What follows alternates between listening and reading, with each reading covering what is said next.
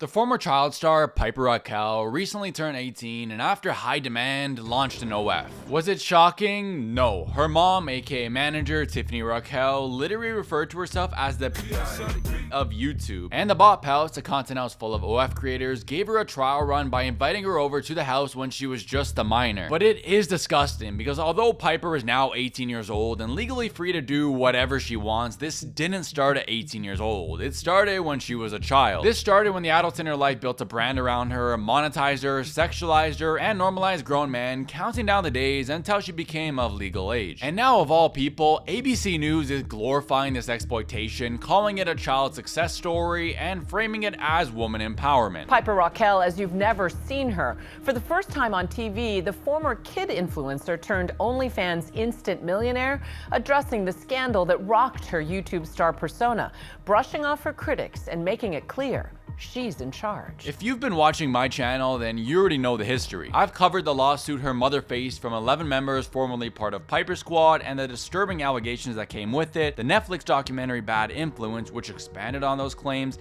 as well as Piper's trip to the Bop House when she was still underage. So to say that she's in charge dismisses everything she went through and pretends like the adults in her life didn't exploit her. So for today's video, we're gonna take a look at this brand new documentary streaming on Disney+. ABC was taking notes from Bonnie Blue because they decided to title the documentary Piper Rockelle Barely Legal. A very questionable title, and considering Disney's reputation for child entertainment, a very strange place for this documentary to be on because as you'll see, it feels a lot less like journalism and more like an advertisement. What is the most you've been offered for the least you've done? You want to be honest? Probably just like a foot pic. Like, it'll be like $3K just to see a foot. $3,000 for a photo that your face isn't even in? Wow. What a crazy way to start things off. I'm not even hating on Piper. If I could send a picture of my crusty foot in exchange for a week-long stay at a 5-star all-inclusive in Cancun, boy would I do it. But ABC starts the documentary off with the behind the scenes, showing how Piper prepares for her explicit photo shoots and then gives off the false impression of how easy it is to make money, when the reality is most OF creators don't make much money at all. They open the documentary off with $3,000 for a faceless foot photo like it's a side hustle tutorial, but they don't show the statistics. That is the top 1% who make the majority of the money. Piper Rockelle, for months, literally counted down to her OnlyFans debut. January 1st, the life is going to change just a tad bit. I'm going to get a little bit of... Piper doing her own countdown clock is rewriting the narrative. She's the one counting down to her own coming of age. It is Piper Rockelle, and welcome to my vlog. She's rewriting the narrative? So let me get this straight. We're just gonna pretend that for years grown men have been creeping on this girl and begging her to reveal more when she looked as young as this? Are we also gonna ignore the fact that when Piper was just a kid, her mom managed a website where you could pay up to $100 a month for access to certain types of photos and DMs from Piper? Tiffany set this page up to groom her daughter and to see just how high of a demand there would be if Piper was to start an OF once she turned legal age. So to say that she rewrote the narrative and make it seem like this is woman empowerment, that she did this of her own free will, completely ignores the fact that her mother, who relies on her for income, pushed her to do this. Piper Rockelle was the biggest kid influencer of the 2010s. Her move from child star to a sex symbol OnlyFans model was a shocking success. Bruh. What? Never in my life did I ever think I would hear someone use the words child star and symbol in the same sentence. Especially now with everything going on surrounding the Epstein files, what a crazy time to say that. Piper claims that she made $2.9 million in her first day. That is an astronomical amount of money even within the OnlyFans world. Piper allegedly made $3 million in her first 24 hours, technically $2.3 million after OF takes their cut. But regardless, to make that much money in a single day is both incredible and extremely sad and disgusting. Just to put this into perspective on how much money that is, the guy at McDonald's who put the fries in the bag would have to work for about 70 years until he makes that much money. The fact that ABC is presenting this as a positive thing and not a reflection of how misogyny profits off of sexualizing young women and pushes children into this career path is insane. But whether or not she really made that much money is up to debate. Piper, I know you're following the footsteps of your homegirl Sophie Rain, faking statements and whatnot, But unfortunately for you, her Photoshop was just a little bit better. If you look right here at the end of the messages revenue, you left the $sign at the end. In a post she made that's now deleted, you can see a $sign both before and after the numbers, suggesting she may have used Inspect Element to fake the earnings, but made a rookie mistake. Recently, Piper posted a photo with her standing beside a Lamborghini saying, "Thank you OF for changing my life." Except there's one problem. The Lamborghini, it's a rental. She didn't buy that car. She's literally standing in a parking lot of a car rental agency located in Los Angeles called BEM Exotic Rentals. And you'd think with all that money, being able to buy a Lamborghini, she'd at least be able to afford a pair of shoes. Piper was born to her mother, Tiffany Smith, in 2007 in Georgia. And by the time she was 3 years old, she was competing in pageants. Her father was uninvolved. He freaked out when he found out Tiffany was pregnant and, you know, he went off and did his own thing. Tiffany was really just trying to make things work.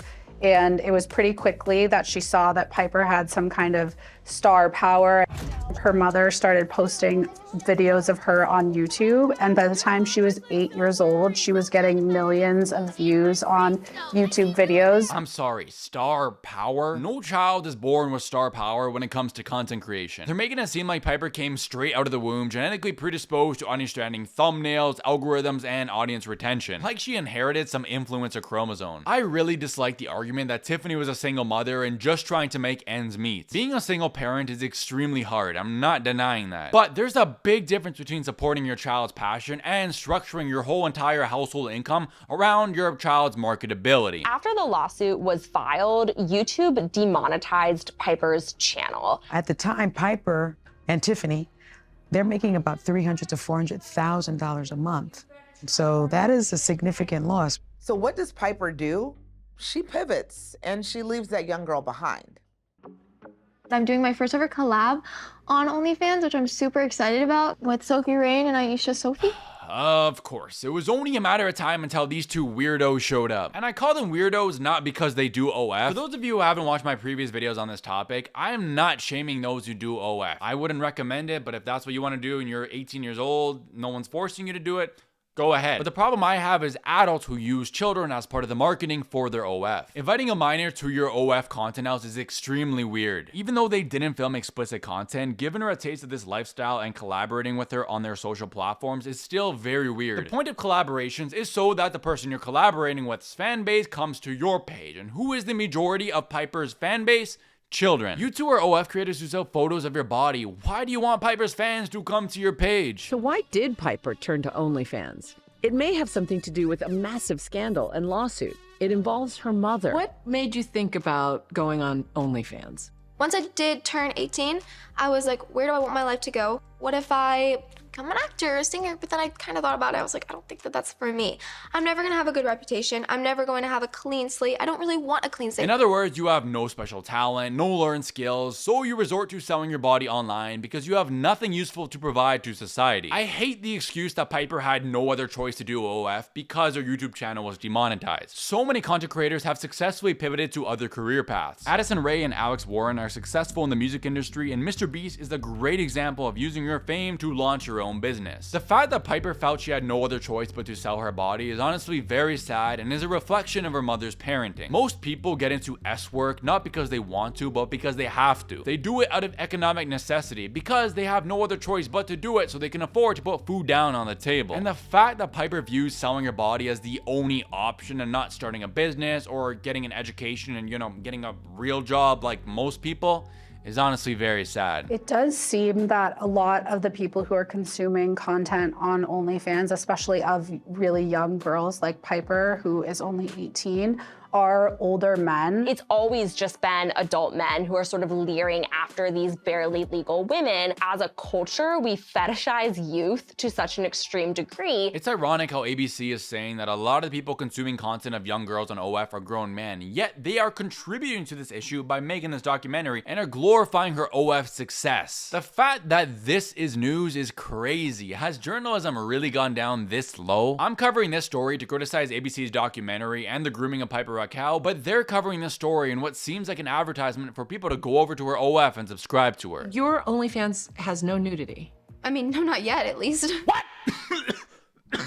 What the I'm not shutting that door because I'm very comfortable with who I am, but nothing yet. I just started. It's literally only been a month. I love to show my body, and I show my body on Instagram. If I show that much on Instagram, I'm obviously doing more on OnlyFans. But you do personalized services, like chatting with people. Of course, it's successful people, it's lonely people. I don't care who they are, but I care for them as an individual, and I want to make them more happy. If that's what they want. If they want me to be mean to them, sure. How can you include all of that and not disclose this as an advertisement? Throughout the entire documentary, they keep emphasizing the fact that she was a child star. They show photos of her as a kid. They remind you of the audience that grew up watching her. And then they promote the fact that she does personalized services and may eventually do fully unclothed content. You can't frame someone as a former child star and then transition into their adult career without talking about how disturbing that bridge is. The fact that ABC is not criticizing any of this and are instead glorifying this pipeline, honestly, I wouldn't be surprised if Piper and her team paid for this, because it does truly feel like an advertisement. So it turns out that Piper's mom was not the only authoritative figure in her life who promoted this career. It was also her grandma. I heard you bought your grandma a car, too. Yes, I did. Mimi, what are we doing today? Gonna get a car with my granddaughter's butt money. Spending this amount of money does hurt me, but I'll just make it back in an hour. Okay, she paid my house off, number one. She brought me a Bronco, and she said that she doesn't want me working anymore. I'm not gonna fight with her. This woman does not seem to care about the well-being of her daughter or her future. All she seems to care about is the money coming in. When the adults in your life celebrate the money but never question the cost, that tells you everything you need to know. At the end of the day, this isn't about hating on Piper or criminalizing the female body. Yes, she's 18 years old and legally she can do whatever she wants. And if you watching right now are at this point of the video and are still asking who cares, then let me tell you something. You might not care right now, but imagine this is the cultural norm when your future daughter turns 18 years old. Imagine as a child she watches stories like this framed as woman empowerment. Imagine the adults around her saying, it's easy money, you should give it a go. The issue with the Piper Rockelle situation and those like her is pretending that this started at 18. This has been a topic that I've covered quite a bit, talking about other content creators like Danielle Cohn, Lil Tay, and Jenny Papach, who have had similar upbringings where the adults in their life exploit them for profit. You don't get to monetize a child for years, normalize grown men counting down her birthday, build an audience around that attention, and then call it empowerment